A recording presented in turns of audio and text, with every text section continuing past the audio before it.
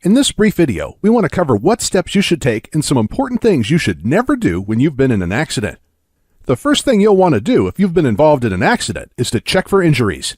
Check yourself out first to see if you have any injuries, and then check your passengers, and determine if everyone is physically able to get out of the car on their own, and whether or not an ambulance is necessary. Next, turn on your hazard lights to alert other drivers to slow down. If your vehicle is positioned where it might be a hazard to oncoming traffic, then you'll want to pull over to the side if possible. Exit the vehicle only after you have made sure it is safe to do so. If necessary, use any cones or safety flares so oncoming cars can see that an accident has occurred. Next, you'll want to consider whether it's necessary to call the police.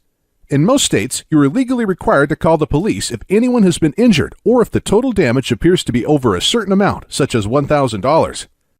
Many people involved in minor accidents feel it's a lot less complicated if they avoid filing a police report, but that could end up being a costly mistake. Even a minor injury can result in legal and financial problems later on if injury damages are claimed and the other person sues, or if liability is contested in an insurance claim. Filing a report with the police helps to protect you because it is a legally documented description of the accident. A police report can also help your insurance company settle your claim more efficiently and with less hassle. This is especially true if the other party presents a different version of how the accident occurred. Whether or not the police are on their way, your next step is to exchange information with the other person involved in the accident. You should write down information about all the parties involved in the accident, which includes their names, address, and contact numbers, their insurance information, including the insurance company and policy number, and the make and model of the other vehicles and license plates.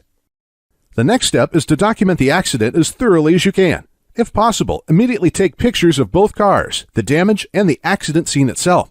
Take note of the exact location of the accident, such as the name of the street or address numbers. Ask if anyone nearby witnessed the accident and ask for their names and contact numbers for insurance and legal purposes. You will be asked for this information from the police, your claims service, as well as the other party's claims service, so it's a good idea to write everything down. The more detail, the better. The next step is to call me, your personal insurance agent. Contacting your insurance agent is important, as we can provide specific advice in outlining all the steps you need to take, such as reporting the accident and what you should do next. We can also outline your options so you can decide whether or not to file a claim. Depending on the details of your accident, it may make sense for you to file a claim, and if you decide that you should file a claim, we can help you to get that process started. Now that we've covered what you should do, let's briefly discuss what you should never do after an accident. The most important thing to remember is that you must never leave or flee the scene of the accident, no matter how minor it may be. If you do leave the scene, it is considered a hit and run. At minimum, it would result in a misdemeanor offense. But if someone was injured or killed and you leave the accident scene, you could be facing felony charges. The next thing you'll never want to do is to say you are sorry or admit fault.